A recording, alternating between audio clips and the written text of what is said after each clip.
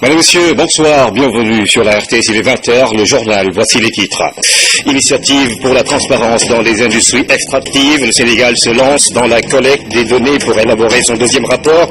La validation du document au niveau international permettra à notre pays de mieux profiter des opportunités qu'offre le secteur minier dans un contexte de découverte de pétrole et de gaz.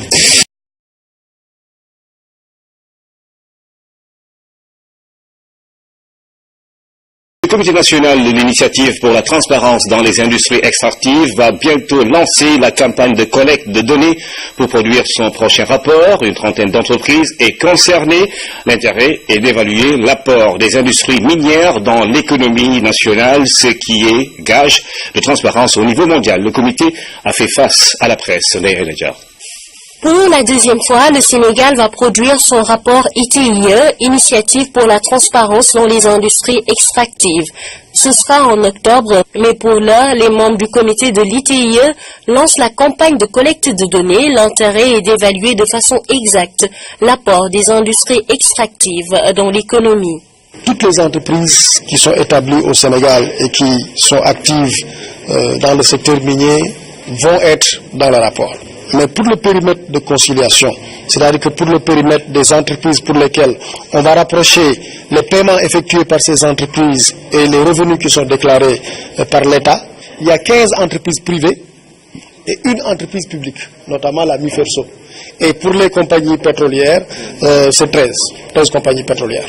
Ce deuxième rapport va permettre au Sénégal de valider son dossier de conformité aux normes ITIE au niveau mondial, ce qui est une bonne chose. Le Sénégal, qui comme vous le savez est un pays candidat à l'ITIE, va postuler pour ce qu'on appelle la validation.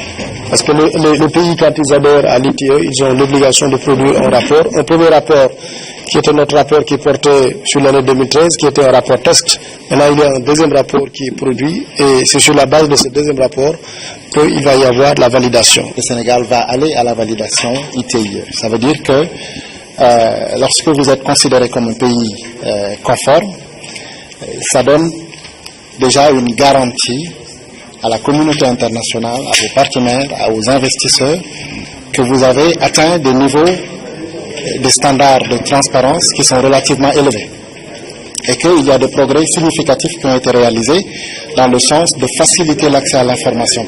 Il est dit dans le projet minier en cours de gestation que les entreprises sont dans l'obligation de participer à l'évaluation de l'ITIE.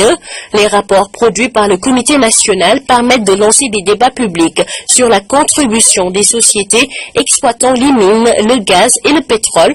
Pour rappel, la part de ces sociétés est estimée à près de 50 milliards de francs CFA selon le rapport de l'ITIE de 2013.